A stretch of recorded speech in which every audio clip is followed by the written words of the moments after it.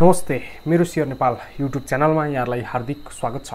Nepali share बजारसँग सम्बन्धित विभिन्न नयाँ तथा जानकारीमूलक भिडियोहरू निरन्तर रूपमा यहाँहरूले मेरो शेयर नेपाल युट्युब च्यानल मार्फत हेर्दै आउनुभएको छ।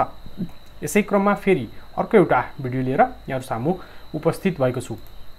आजका टप 10 न्यूज शेयरसँग रिलेटेड 10 वटा मुख्य समाचारहरू बारेमा यहाँहरूलाई जानकारी दिनेछु र आजको यो टप 10 न्यूज भित्र चाहिँ नेपाल विद्युत प्राधिकरणको आईपीओ आउने बारे जानकारी पनि रहेको छ।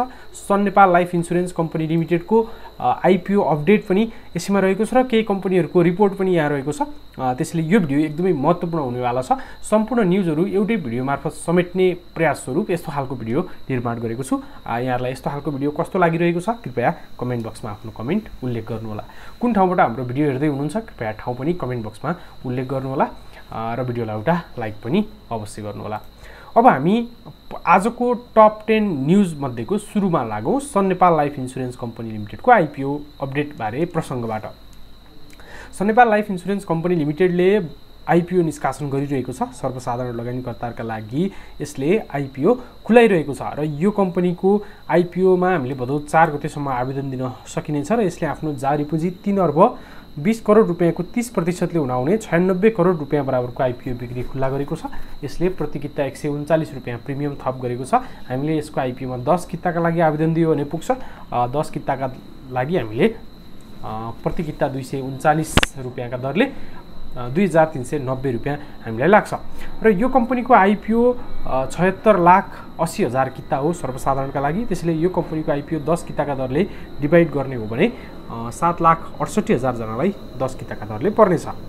त्यसैले यो सन नेपाल लाइफ इन्स्योरेन्स कम्पनी लिमिटेडको आईपीओमा जम्मा 10 किताका लागि आवेदन दिने हो भने पर्याप्त हुन्छ, त्योभन्दा धेरै दिनु पर्दैन। र अहिले आज यो कम्पनीको आईपीओ खुलेको 2 दिन भइसकेको छ र पहिलो दिनमा चाहिँ यो सन नेपाल लाइफ इन्स्योरेन्स कम्पनीको आईपीओ धेरैले भर्न पाउनु भएन, किनभने पहिलो दिनमा मेरो शेयर सफ्टवेयरले काम गरेन, मोबाइल एप्लिकेसनले काम गरेन। वेबसाइटबाट त खुलेकै थियो तर मोबाइल एप्लिकेसनले काम गर्न नसक्दा सुरुको दिनमा 12,000 जनाको मात्र आवेदन 12% को मात्र सब्सक्राइब भएको थियो।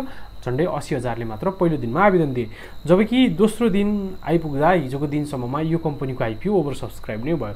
भनेको यो कम्पनीको आईपीओमा माग जति आवेदन परि नै सक्यो, मागभन्दा बढी आवेदन परिसक्यो र यो कम्पनीको आईपीओमा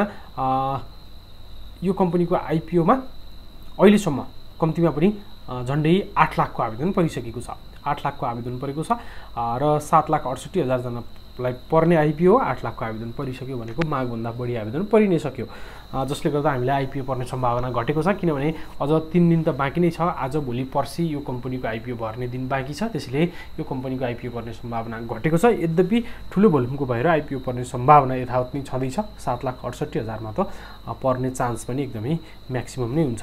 यदि तपाईहरुले यसको आईपीओमा आवेदन दिनुभएको छैन भने 4 गतेसम्म आवेदन दिन सक्नुहुन्छ। एकदमै उत्कृष्ट कम्पनी छ, एकदमै राम्रो कम्पनी छ। यसको आईपीओमा मज्जासँग आवेदन दिनु होला। यसको आईपीओमा 4 गतेसम्म आवेदन दिन पाइन्छ। रेटिङ एजेन्सी केयर नेपालले चाहिँ यो आईपीओलाई केयर एनपी BBB- इस्योर रेटिङ प्रदान गरेको छ, जसले कम्पनीको दायित्व वहन गर्ने क्षमतामा औसत जोखिम रहेको संकेत गर्छ र यो कम्पनीको आईपीओ निष्कासन तथा बिक्री प्रबन्धकको रूपमा नेपाल एसबीआई क्यापिटल लिमिटेड रहेको छ। र अर्को प्रसङ्गतर्फ लागौँ युनिलिभर नेपाल लिमिटेडको अपडेट बारे। यसको अपरिष्कृत वित्तीय विवरण यसले गत आर्थिक वर्षको चौथो त्रैमासको सार्वजनिक गरेको छ। विवरण अनुसार यो कम्पनीको खुद नाफा अघिल्लो आर्थिक वर्षको सोही अवधिको तुलनामा वृद्धि भएको छ। गत आर्थिक वर्षको अन्त्यसम्ममा यो कम्पनीले 1 अर्ब 83 करोड रुपैयाँ खुद नाफा कमाएको छ। यो अघिल्लो आर्थिक वर्षको सोही अवधिको तुलनामा 18.68% ले बढी हुन आउँछ। अघिल्लो आर्थिक वर्षको सोही अवधिसम्ममा यो कम्पनीले 1 अर्ब 54 करोड 20 लाख रुपैयाँ खुद नाफा आर्जन गरेको थियो। आम्दानी बढेसँगै कम्पनीको खुद नाफा बढ्न पुगेको हो। समीक्षा अवधिमा कम्पनीको सञ्चालन आम्दानी 15.64% ले वृद्धि भएर 8 अर्ब 48 करोड 4 लाख रुपैयाँ पुगेको छ। अघिल्लो आर्थिक वर्ष यो कम्पनीको यस्तो आम्दानी 7 अर्ब 33 करोड 36 लाख रुपैयाँ रहेको थियो। त्यसैगरी समीक्षा अवधिमा कम्पनीको अन्य आम्दानी 58.95% बढेको छ भने कुल आम्दानी 16.34% ले वृद्धि भएको छ। समीक्षा अवधिमा कम्पनीको कुल खर्च 15.25% बढेको छ। नाफासँगै कम्पनीको प्रति सेयर आम्दानी पनि बढेको छ। समीक्षा अवधिमा कम्पनीको यस्तो आम्दानी 312 रुपियाँ 70 पैसा बढेर 1986 रुपियाँ 97 पैसा पुगेको छ। असार मसान्तसम्ममा कम्पनीको प्रति सेयर नेटवर्थ 4734 रुपियाँ रहेको छ भने मूल्य आम्दानी अनुपात 83.85 गुणा रहेको छ। 9 करोड 21 लाख रुपियाँ चुक्ता पुँजी रहेको यस कम्पनीको रिटेन्ड अर्निङमा 4 अर्ब 26 करोड 65 लाख रुपियाँ रहेको छ। र त्यस्तै अर्को प्रसङ्ग जीवन विकास लघुवित्त वित्तीय संस्था लिमिटेडको रिपोर्टबारे हामी कुरा गरौँ। जीवन विकास लघुवित्त वित्तीय संस्था लिमिटेड JVLB ले पनि गत आर्थिक वर्षको फोर्थ क्वार्टरको अपरिष्कृत वित्तीय विवरण प्रकाशित गरेको छ। विवरण अनुसार यो लघुवित्तको खुद नाफा अघिल्ला आर्थिक वर्षको सोही अवधिको तुलनामा घट्न पुगेको छ। गत आर्थिक वर्षको अन्त्यसम्ममा लघुवित्तले 40 करोड 52 लाख रुपियाँ खुद नाफा कमाएको छ। यो अघिल्लो आर्थिक वर्षको सोही अवधिको तुलनामा 50.09% कम हो। अघिल्लो आर्थिक वर्षको सोही अवधिसम्ममा लघुवित्तले 81 करोड 19 लाख रुपियाँ खुद नाफा कमाएको थियो। खुद ब्याज आम्दानी घटेको र खराब कर्जा बढेका कारण इम्पेयरमेन्ट चार्ज बढेपछि लघुवित्तको खुद नाफा घट्न पुगेको हो। समीक्षा अवधिमा लघुवित्तको खुद ब्याज आम्दानी 9.04% घटेको छ भने अन्य सञ्चालन आम्दानी 34.71%ले घट्न पुगेको छ। त्यसैगरी लघुवित्तको कुल सञ्चालन आम्दानी 8.51% र सञ्चालन मुनाफा 50.09%ले घट्न पुगेको छ। सो अवधिसम्ममा लघुवित्तको वितरणयोग्य मुनाफा भने 26 करोड 32 लाख रुपियाँ रहेको छ।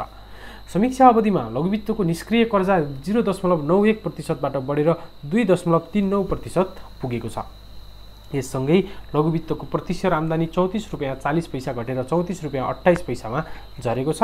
असार मसान्तसम्ममा लघुवित्तको प्रति सेयर नेटवर्थ 263 रुपियाँ 7 पैसा रहेको छ। त्यसैगरी लघुवित्तको मूल्य आम्दानी अनुपात 46.68 गुणा रहेको छ।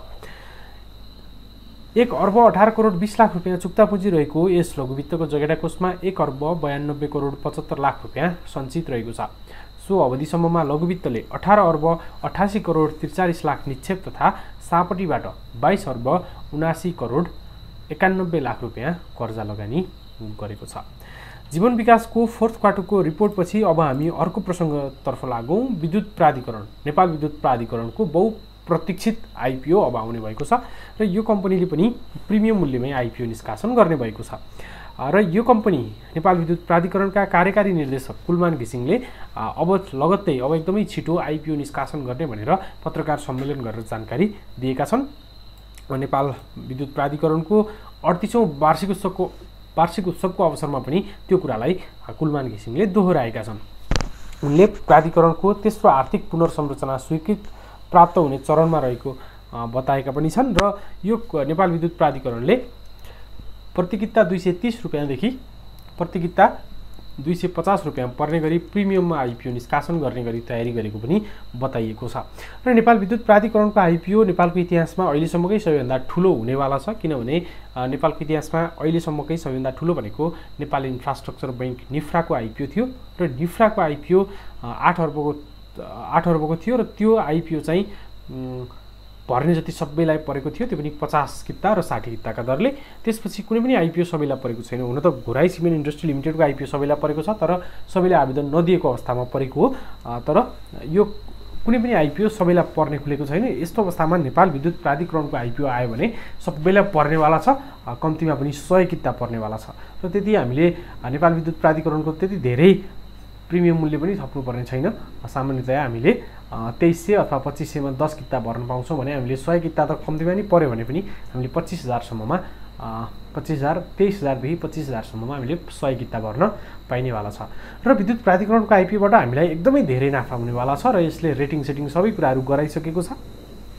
सरकारी कम्पनी, सरकारी स्वामित्वको कम्पनी भएर यसलाई आइपिओ निष्कासन गर्नको लागि धेरै प्रक्रियाहरू पार गरेर अगाडि बढ्नुपर्ने भएकोले लामो समय लागेको छ। यद्यपि आइपिओ निष्कासनको प्रक्रियालाई कुनै पनि रोकिएको छैन, तीव्र गतिमा अगाडि बढाइरहेको छ र यो कम्पनीको आइपिओ सम्भवतः यही वर्षभित्र आउनेछ। अहिले नेपाल विद्युत प्राधिकरणको बोर्ड बैठकबाट यसको आइपिओ निष्कासनको प्रक्रिया पास भएर अर्थ मन्त्रालयमा पुगिसकेको छ फाइल। अर्थ मन्त्रालयले स्वीकृति गरेर क्याबिनेटबाट पास भयो भने यो कम्पनीको आइपिओ निष्कासनको अनुमति माग गर्दै कम्पनी धितोपत्र बोर्ड पुग्नेछ र बोर्डले स्वीकृति दिनासाथ यो कम्पनीले आइपिओ निष्कासन गर्नेछ र रेटिङ पनि गराएको छ। अहिलेसम्मकै नेपालको इतिहासमा सबैभन्दा राम्रो रेटिङ यसले प्राप्त गरेको छ।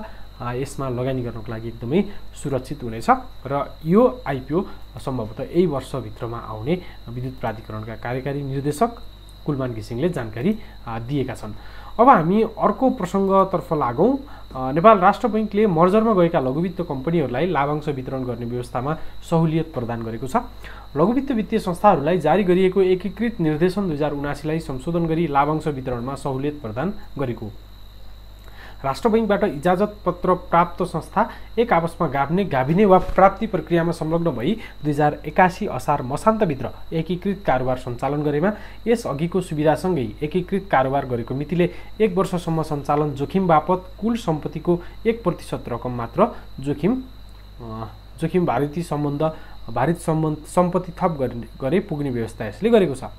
यस्तै वार्षिक 15% भन्दा बढी लाभांश नगद वा बोनस वितरणको प्रस्ताव गरेमा 15% भन्दा माथिको प्रस्तावित लाभांशको 50% साधारण झगडा कोषमा, 35% ग्राहक संरक्षण कोषमा तथा 10% चाहिँ संस्थागत सामाजिक उत्तरदायित्व कोषमा छुट्याउनु पर्ने व्यवस्था मध्ये 10% संस्थागत सामाजिक उत्तरदायित्व कोषमा छुट्याउनु पर्ने व्यवस्था एकीकृत कारोबार सुरु गरेको मितिले 1 वर्षसम्म छुट दिने व्यवस्था गरेको।